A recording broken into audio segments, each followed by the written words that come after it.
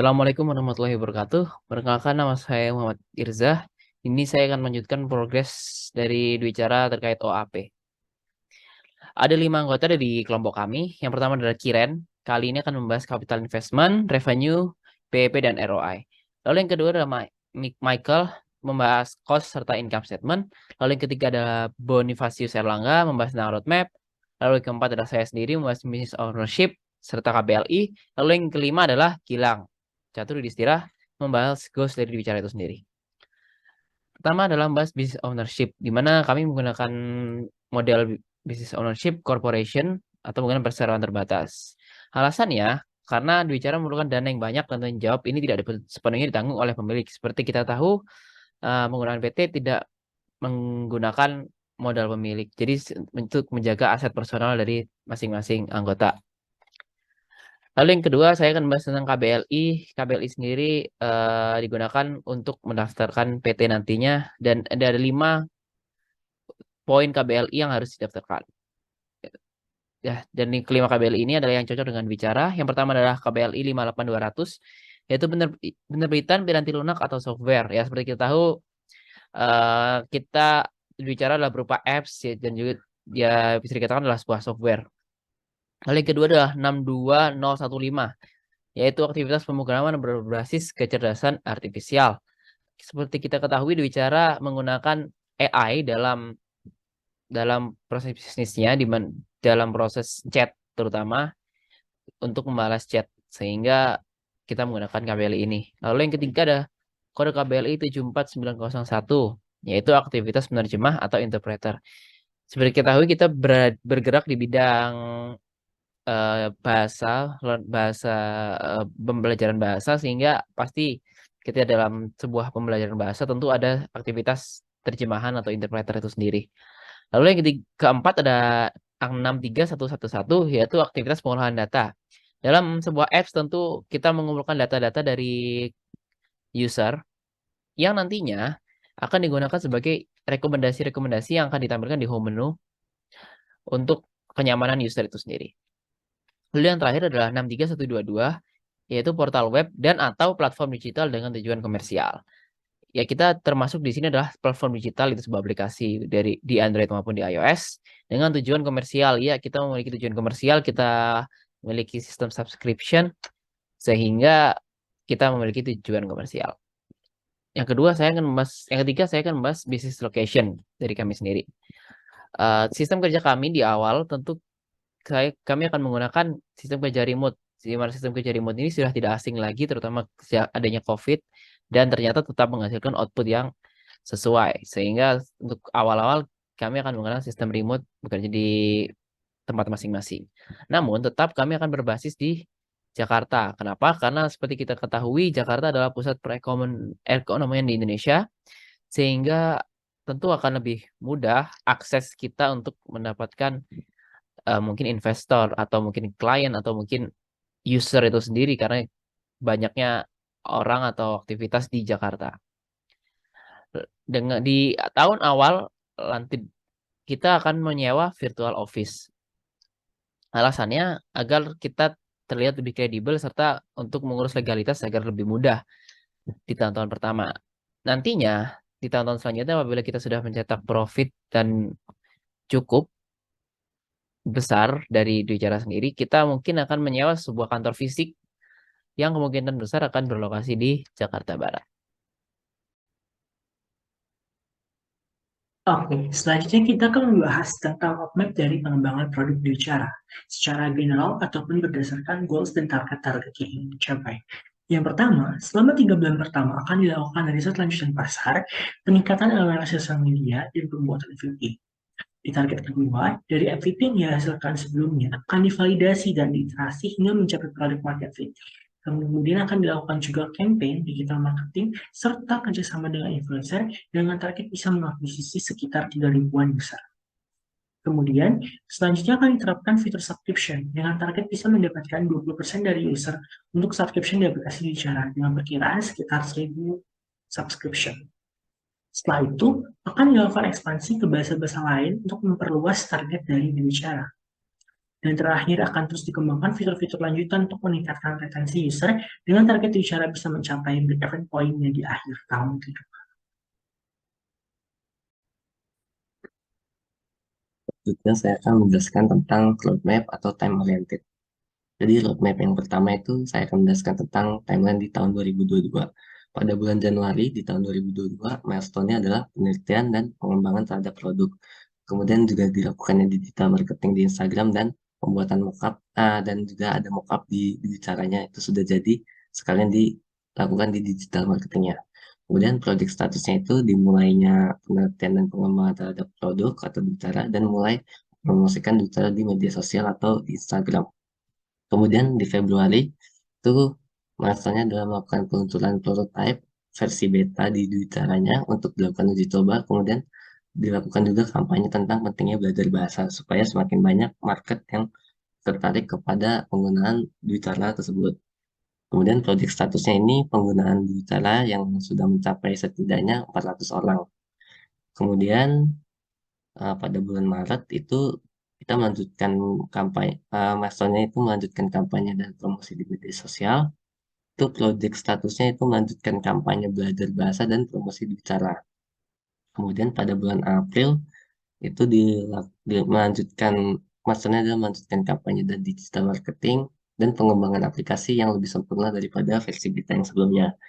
Itu project statusnya itu melanjutkan digital marketing dan survei terhadap kebutuhan pengguna terhadap aplikasi tersebut. Kemudian pada bulan Mei itu milestone adalah validasi MVP supaya hingga sesuai dengan market fit-nya supaya produk ini sesuai dengan kebutuhan marketnya. Kemudian melakukan pencarian partnership dengan influencer supaya dapat melakukan marketingnya itu dengan bekerja sama dengan para influencer. Kemudian melanjutkan digital marketing dan kampanye. Project statusnya itu mulai mencari influencer yang sesuai dengan produk yang kira-kira sesuai dengan marketing di Dwicara dan melakukan pengembangan aplikasi. Kemudian pada bulan Juni itu melakukan digital marketing dan kampanye serta mulai melakukan user acquisition.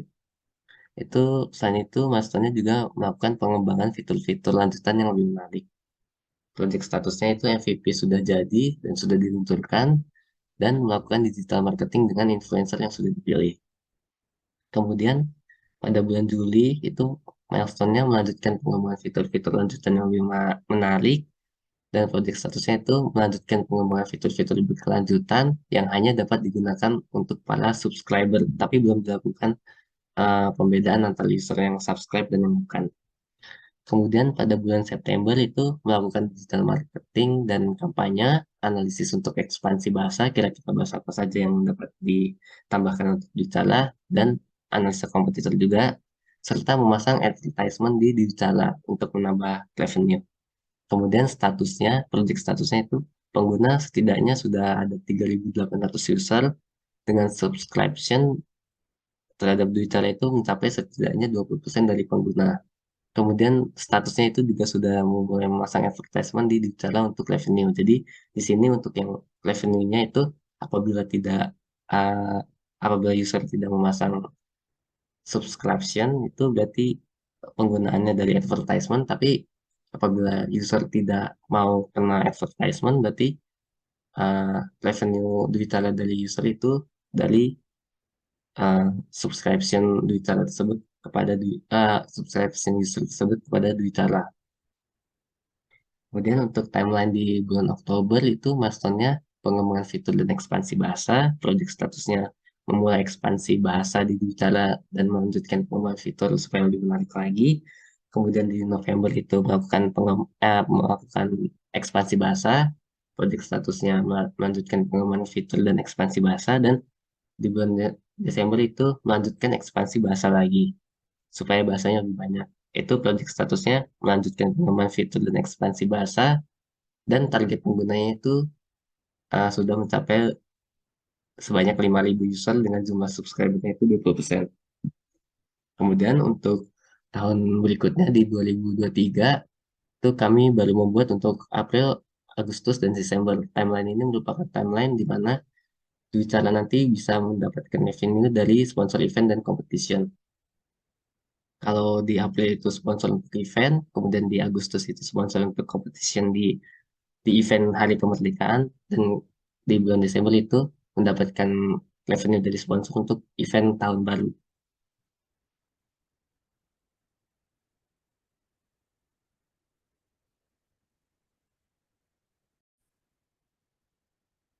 Oke, saya akan menjelaskan tentang investasi awal yang akan dilakukan oleh Dwicara pada pendirian bisnisnya.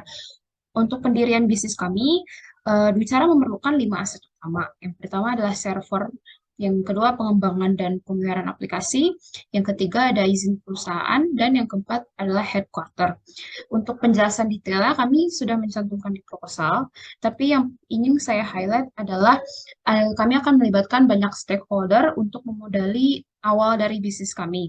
Jadi kami menggunakan konsep modal awal, yaitu intinya adalah biaya yang harus dikeluarkan sampai sebelum aplikasi ini mendatangkan revenue. Walaupun tadi sepertinya di awal capital investment pada T0 kuartal pertama itu sekitar 81 juta, tapi aplikasi kami ketika launch belum tentu langsung mendatangkan revenue. Jadi kami memperkirakan sekitar kurang lebih 6 bulan sampai revenue-nya bernilai signifikan. Nah, makanya modal awal yang harus ada adalah sekitar 217 juta. Di sini dapat dilihat kami akan melibatkan investor luar dengan harapan investor tersebut akan berkontribusi terhadap modal awal kami sebesar 40%. Selain itu juga kami sebagai owner akan berkontribusi terhadap modal awal ini sebesar 60%. Nah, di sini kami juga sudah memperkirakan revenue dari Bicara sampai 2 tahun ke depan. Berikut ini saya akan menjelaskan dulu tentang sumber pemasukan yang utama bagi Bicara, yaitu ada 3. Yang pertama adalah member subscription, ini adalah sumber utamanya, di mana pengguna kami bisa berlangganan per bulannya sebesar Rp40.000. Pada bulan Desember 2022 kami mengasumsikan bahwa pengguna kami yang akan menjadi subscription adalah sekitar 20%. Jadi total yang kami asumsikan adalah sekitar 1.000 pengguna dari 5.000 total pengguna keseluruhan. Makanya kami menaruh 1.000 kuantitasnya yang akan menyebabkan kami akan mendapatkan revenue 40 juta per bulan. Selain itu juga kami mengandalkan Google AdSense, di mana akan ada iklan yang diletakkan di aplikasi kami, di mana per kliknya itu sekitar Rp500 per klik per bulan. Kami akan mengadakan event, di mana event itu atau competition itu akan memiliki berbagai sponsor yang bisa mempromosikan jasa atau produk mereka ketika event tersebut berlangsung.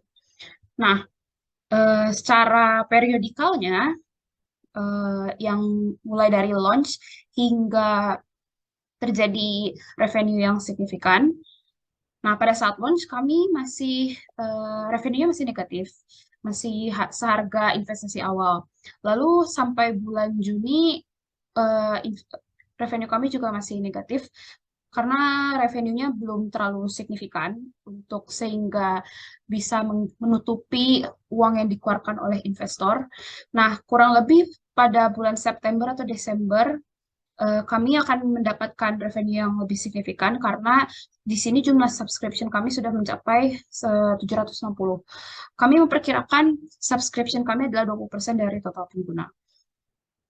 Nah, setelah memproyeksikan revenue dari Bicara, berdasarkan perhitungan, persentase ROI Bicara itu adalah sekitar 1,52% dengan asumsi bahwa tidak ada penambahan, ini dengan asumsi worst case, di mana tidak ada penambahan jumlah user setelah Desember 2022. Nah, berikut penjelasannya. Jadi break even point kami kalau dengan asumsi tersebut adalah sekitar pada Januari tahun 2024, di mana akhirnya profit kumulatif kami akan bernilai positif, dan dengan begitu totalnya adalah sekitar 10 juta. 10 juta untuk profit kumulatif. Makanya kami mendapat ROI sekitar 1,52%. Sebenarnya ini bisa ditingkatkan karena sekitar 1,52% ini adalah worst case. Jika misalnya setelah Desember 2022 tidak ada pertambahan jumlah user dan tidak ada pertambahan jumlah rasio jumlah subscription dari pengguna. Kalau bertambah, tentunya akan meningkatkan ROI kami. Jadi itu adalah batas minimum yang kami tetapkan. Oke, sekian dari saya.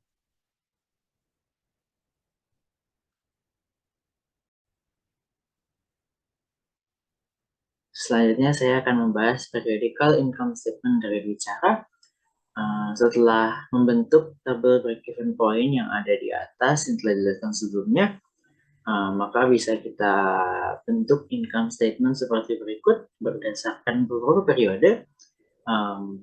Kita melihat ini dari tahun 2022 kuartal 1, revenue masih 0, dan expenses di sini adalah capital investment yang sudah dijelaskan di atas seperti server, pengembangan aplikasi. Di sini perusahaan masih mengalami kerugian. Kuartal kedua masih belum memiliki revenue, dan expenses-nya ini pada kuartal kedua sudah termasuk gaji server, requirement catering, marketing, SKS sponsor dan iklan, sewa office, KTK administrasi dan internet. Ini adalah operational cost yang dimiliki oleh Dwicara. Selanjutnya untuk kuartal ketiga, di sini kita sudah mulai memiliki revenue untuk lewat member subscription, in-app advertisement dan sponsor. Memiliki revenue dan expenses-nya juga berdasarkan operational cost yang sama ya, seperti gaji dan lain-lain. Untuk kuartal keempat, di sini kita mengalami kenaikan pengguna dan subscription, pengguna yang melakukan pelangganan di subscription, maka revenue kita juga menaik, sehingga di sini kita sudah mulai mendapatkan income. Dan untuk 2023 kuartal yang pertama, di sini perbedaannya adalah di expenses kita memiliki pajak Play Store dan App Store yang dimana itu jatuh tempo pada kuartal yang pertama 2023. Untuk kuartal yang kedua masih sama seperti biasanya, ini di kuartal yang ketiga dan di kuartal yang keempat. Yang terakhir ketika kita menempuh break-even point di Januari 2024, di sini revenue-nya sebesar 43 juta dan expenses-nya 27 juta. Selanjutnya kita melihat dari cost projection yang ada. Di sini investasi awal seperti tadi capital investment, lalu di sini adalah operational cost seperti gaji dari marketing and sales dan bidang-bidang lainnya, biaya server, requirement catering, dan biaya operational cost lainnya serta pajak Play Store dan App Store. Di sini kita lihat bahwa projection cost sampai di Januari 2024 sebesar 691.764.063. Yang terakhir adalah risk projection. Di sini kita melihat risiko-risiko yang mungkin dihadapi oleh Dwicara, sehingga Dwicara perlu mengerahkan uang untuk mitigasi dari risiko tersebut. Dari risiko yang telah kita bahas, ada 3 risiko yang mungkin terjadi, di mana di sini adalah solusi-solusi untuk menghadapi risiko tersebut. Yang pertama dari pengembangan aplikasi seperti AI dan machine learning, di mana Dwicara mengerahkan dana sebesar 15 juta. Untuk resesi dan pajak, Dwicara mengerahkan sebesar 10 juta rupiah, dan untuk acara eksklusif untuk peningkatan minat pengguna dikerahkan dana sebesar 5 juta rupiah.